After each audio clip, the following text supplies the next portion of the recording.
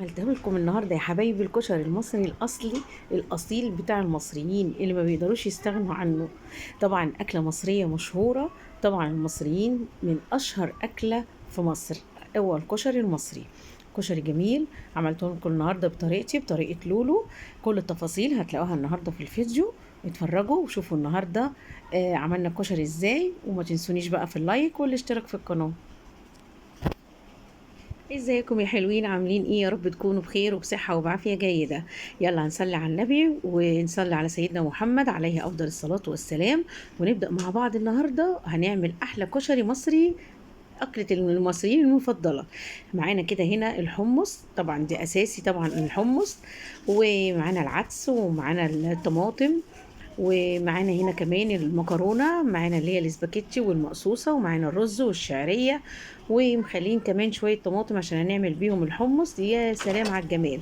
يلا بقى نبدأ ونسمي الله ونقول بسم الله الرحمن الرحيم. وجبنا حلة كده حطيناها على النار وحطينا شوية زيت. طبعا انا مش هتكلم كتير، هقول لكم كل تفاصيل اي حاجة بعملها وهسيبكم تستمتعوا بالفيديو. هنا اهو حطينا كده معلقة كبيرة كده من الثوم. هنا هنحط بقى شوية ملح، شوية فلفل اسود، شوية كزبرة. دي اساسي، حطيها للبصل او للتومة اللي انت بتحمريها، بتدي ريحة وطعم جميل جدا. حطينا كمان شوية خل اول ما التومة اتحمرت، وبعد كده حطينا الطماطم، ومعانا برضو هنا كمون وفلفل وشوية شطة وكزبرة وملح ومعلقة من السكر، عشان طبعا بنحط السكر عشان الحموضة. كده خلاص خلصنا الصلصة. يلا نشوف هنعمل ايه تاني.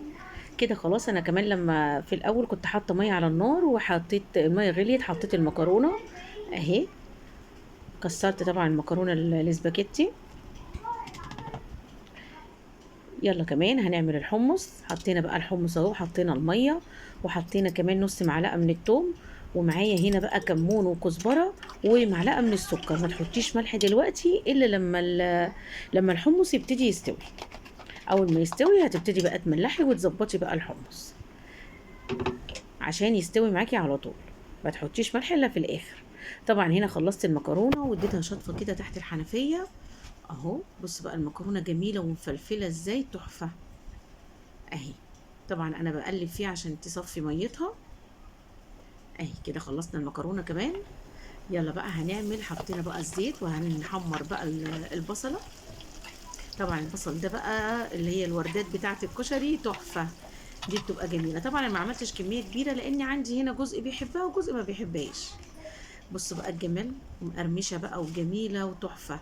انا بطلعها، ما بطلعهاش على مناديل عشان المناديل هتخليها تطرى، فانا بطلعها عندي ورق كده اللي هو ورق الحواوشي، بحطها عليه بتبقى جميله جدا.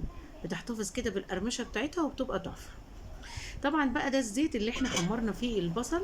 هنحطه بقى للرز، حطينا شويه للرز، وهنخلي بقى شويه الباقيين دول هنحط شويه للمكرونه، الفلفل بيها المكرونه، واخر حبه هنحطهم للصلصه. بتدي طعم بقى كده. طبعا الزيت دوت متحمر فيه البصل، فبيدي ريحه وطعم جميل قوي. حمرنا الشعريه. طبعا انا في الاول وريتك الشعريه يعني ما تخليهاش فاتحه زي ما بنعملها للرز بالشعريه، لا، خليها سنه غامقه كده عشان تدي ايه، شكل كده زي اللي هي زي الشعريه اللي بتاكليها بره في الكشري في المحلات بره. حطينا بقى العدس اهو، وهنقلب بقى تقليبه كده مع الشعريه، وحطينا معلقه من الكمون بتدي طعم حلو قوي للعدس،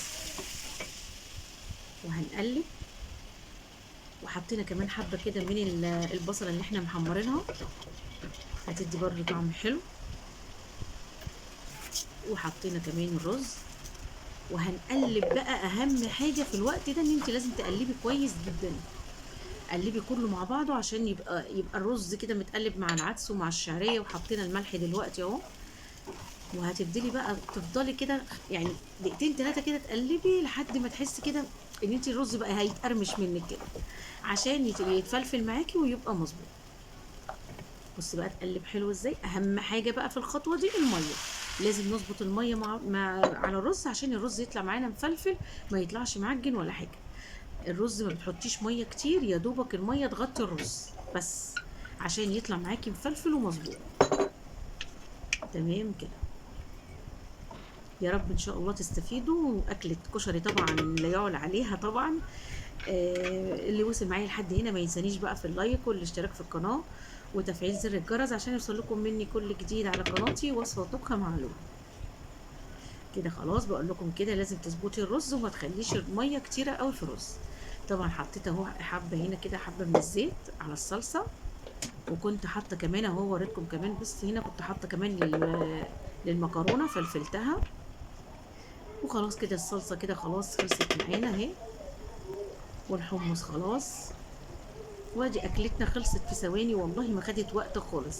هتعلقي على كل حاجه، كل حاجه هتحطيها على البوتاجاز وهتعلقي عليها زي الفل، هيخلص معاكي في ثواني. يلا بقى نعمل الدقه المشهوره بتاعت المحلات. ازاي بتبقى طعمها حلو؟ ما بنعرفش ان بيبقى طعمها حلو في البيت ليه؟ عشان ما بتحطيش كوبايه من المحمص، كوبايه الميه بتاعت الحمص. يعني انا هنا حطيت كوبايه ميه وحطيت كوبايه ميه حمص، دي اللي هتديك الطعم بتاعت الدقه بتاعت بره بالظبط.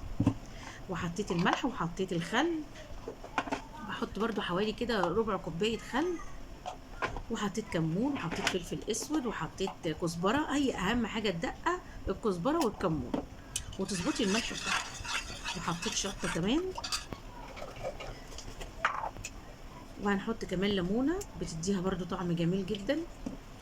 حطينا الشطة هنا اهو. بص بقى الدقة وجمالها عاملة ازاي، تحفة اهو. وحطيت بقى هنا كمان ليمونة.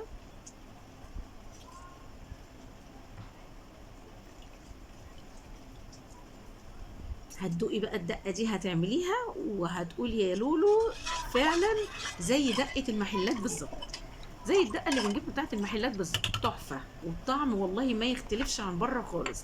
يلا بقى نعمل الشطة الزيت اللي هي برضو بنجيبها من المحل بتاع الكشري. برضو هناخد شوية كده من الصلصة، وناخد حبة كده من الزيت اللي بيبقى على وش الصلصة، ونروح حاطين معلقه شطه حلوه كده، وتبقى هي كده ادي الشطه الزيت اللي بتتعمل بره. بصوا بقى تحفه ازاي، جميله جدا. يبقى كده خلصنا الدقه وخلصنا الشطه. كده خلاص اكلتنا خلصت. تعالوا بقى شوفوا الرز اهو، لسه اول مره فتحته معاكم. بصوا بقى الجمال، بصوا الرز بقى جميل ومفلفل وتحفه. تعملوه كده وتاكلوه بألف هنا وشفا. طبعا احنا طبعا كلنا ستات بيوت وعارفين كل حاجة. احنا طبعا الوصفات دي بنعملها للبنات الصغيرة اللي لسه داخلين على جواز ولسه ما تعرفش مثلا تعمل الكشري. فاحنا دي التفاصيل دي كلها بنقولها للبنات اللي لسه مستجدة في الحياة وفي البيت والحياة الزوجية. وان شاء الله ربنا يكرمهم ويوفقهم جميعا يا رب. بصوا بقى الجمال، تحفة. يا رب الوصفة وصفة الكشري تعجبكم النهاردة، وأكلة كشري ممتازة. كده خلاص خلصنا الأكلة الكشري، وادي الصلصة، وادي الحمص كمان خلص معانا، والمكرونة اهي من بدري، وادي الرز خلاص. ويلا نغرف بقى أكلتنا. وخلاص كده ايه رأيكم بقى في المنظر التحفة ده؟ والله العظيم منظر تحفة. طبق كشري يعني هقولك زي ما قال الكتاب. ان شاء الله تعملوه وتاكلوه بألف هنا وشفا. بصوا بقى الجمال، وكوبايه الحمص بقى جنبه كده، تشربي بقى بق كده من ميه الحمص مع معلقه كشري. يا سلام على اللذاذه، لذيذ وطعمه بيبقى تحفه. وحطيت بقى الشطه الزيت والدقه، وحطينا طبق صلصه زياده كده عشان اللي عايز. وبصوا بقى الجمال والحلاوه. ما تنسونيش بقى في اللايك والاشتراك في القناه. باي باي.